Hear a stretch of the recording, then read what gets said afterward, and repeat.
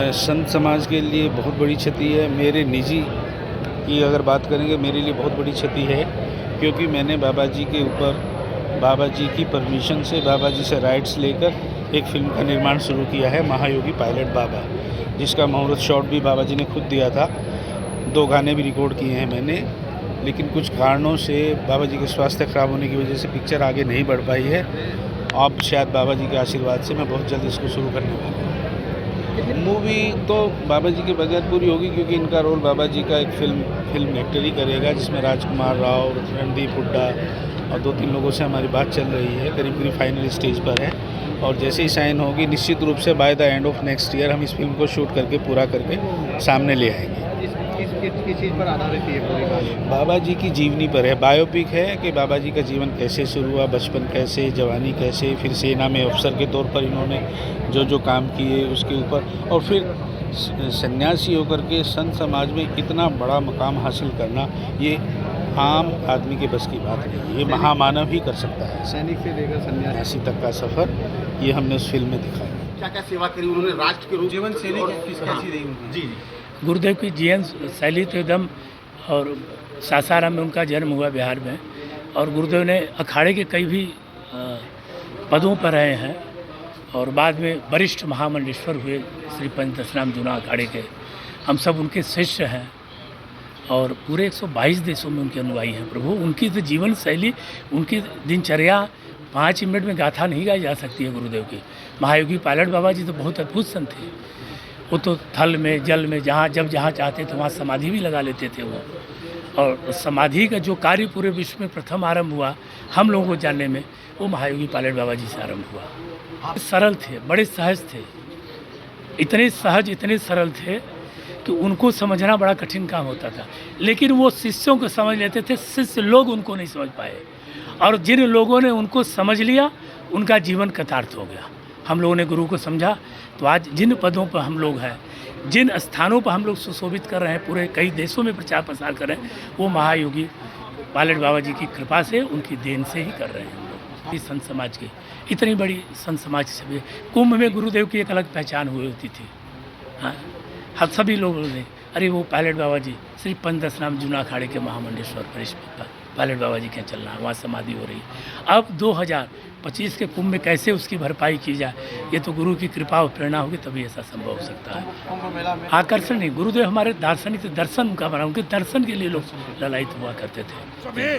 जल में समाधि लगाने वाले ये दुर्लभ महादेव का अवतार बाबा पायलट बाबा उर्फ सोमनाथ गिरी जी महाराज का जो दुर्लभ अवतार हुआ था, आज उन्हें श्रद्धांजलि, पुष्पांजलि और अंतिम समय मिट्टी और समझिए शक्कर और नमक मिलाकर जो रीति रिवाज है, उनको 11 कुंटल शक्कर, 11 कुंटल मल्लब जो है मिट्टी, अनेक प्रकार की औषधियों से मल्लब जो है, आज उनका अंतिम अभिषेक किया जाएगा। कल आपने देखा तमाम दही, दूध, अनेक प्रकार के पंचगव्य से और सेंट अतरों से स्नान हुआ था।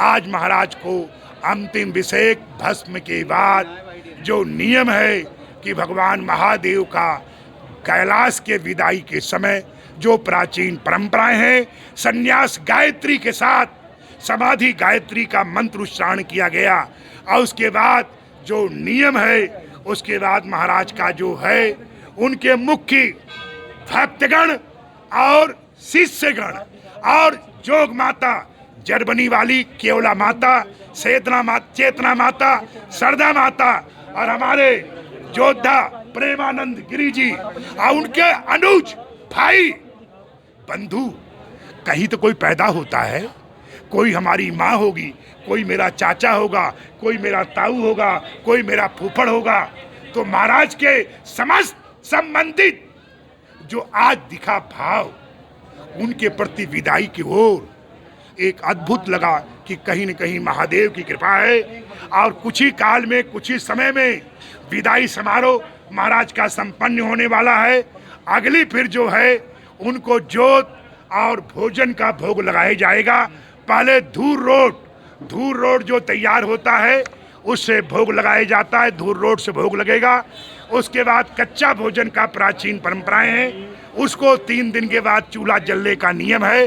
तो अब जो मतलब है, जो 11:55 से कार्यक्रम चल रहा था, वो पूर्णाहुति की ओर अपने जा चुका है समय के साथ। पायलट बाबा का जाना संत समाज में और हम सब के लिए, हम देश के लिए अपूरणीय क्षति है।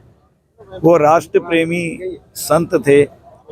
एक सैनिक होते हुए भी उन्होंने एकदम से ऐसा टर्निंग पॉइंट उनके जीवन में आया कि वो समाधि की ओर चले गए। जल समाधि, एयर टाइट ग्लास में समाधि, धरती में समाधि, 3-3 दिन, 4-4 दिन, 5-5 दिन, 7-7 दिन, इस तरह से समाधि लेते थे। कई बार तो डॉक्टर्स कहते थे नाउ ही इज़ नो मोर, अब ये नहीं है।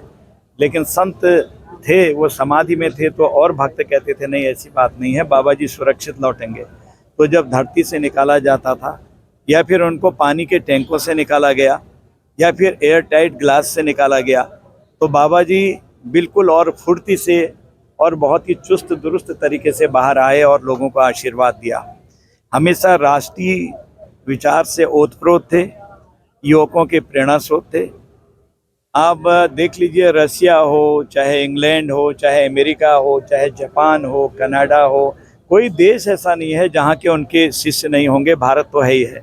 हमारे अगल बगल के मित्र राष्ट्र जितने हैं हमारे चारों तरफ, सारे जितने भी भक्त हैं वो आज काफ़ी दुखी हैं। और उन्होंने एक प्रेरणा दी है हमको सबको कि आगे बढ़ो, चलते रहो, राष्ट्र प्रेम सबसे बड़ा है और राष्ट्र के प्रति समर्पित भाव से काम करो।